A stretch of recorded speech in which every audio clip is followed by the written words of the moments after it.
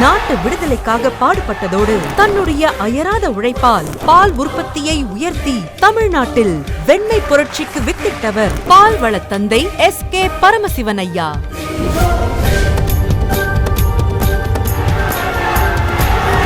கொங்கு மண்டலத்தின் பெருமையாக திகழ்ந்த இவர் பசுமை நிலம், வெண்மை பால் என்ற கனவை கொண்டு நூற்றுக்கணக்கான பசுமாட்டு வளர்ப்பாளர்களை ஒன்றிணைத்து தமிழகத்திற்கு புதிய பொருளாதார மார்க்கத்தை உருவாக்கினார்.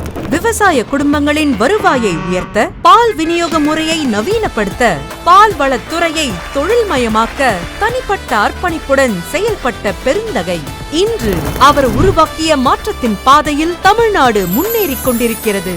ஆவின் கூட்டுறவு பால் சங்கங்கள், பால் செயலாக்க கட்டமைப்புகள் அனைத்தும் பரமசிவன் ஐயா விதைத்த விதையின் செழிப்பான விளைவு. அத்தகைய பெரும் ஆளுமைக்கு நன்றி அஞ்சலியாக ஈரோடு சித்தோடு ஆவின் பால் பண்ணை வளாகத்தில் பால்வள தந்தை எஸ்.கே. பரமசிவன் அவர்களின் திருவுருவச் சிலை நிறுவப்பட்டுள்ளது. மாண்புமிகு தமிழ்நாடு முதலமைச்சர் திரு மு.க. ஸ்டாலின் அவர்கள் அவர் மீது மாநிலம் கொண்டுள்ள மரியாதையின் அடையாளமாக இச்சிலையை திறந்து வைத்துள்ளார். தமிழகத்தின் உணவு பாதுகாப்பையும் பால்வள வளர்ச்சியையும் உயர்த்திய பெருந்தகையின் நினைவை நிலைநிறுத்தியதற்கு மாண்புமிகு முதலமைச்சர் திரு மு.க. ஸ்டாலின் அவர்களுக்கு நெஞ்சார்ந்த நன்றிகள்.